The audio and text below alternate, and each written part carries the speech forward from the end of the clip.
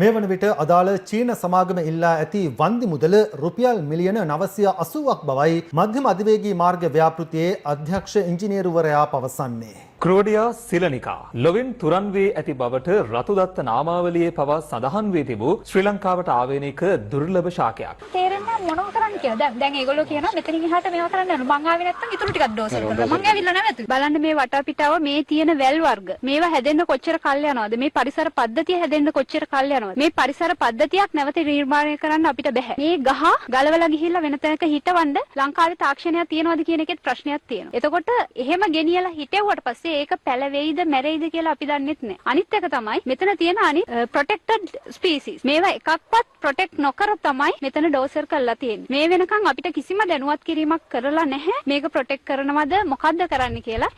පාර වෙනස් කරලා මේ පද්ධතිය රකින්න ඕන කියන එක. නන්දසේන මහත්තයා දිවුරුම් දීලා මේ වනේ ආරක්ෂා කරනවා කියලා තමයි එතුමා දිවුරුම් දුන්නේ. දැන් වර්තමාන කාන්තාවොත් මේ රජතුමාගේ කාලේ ගස් ආරක්ෂා කරගෙන වනේ ආරක්ෂා කරන කැලේ ආරක්ෂා කරන සටන් කරනවා. දේවානී ජයතිලකත් මේ වගේ ගහක් රැකගන්න සටනක් කරා. මොකක්ද?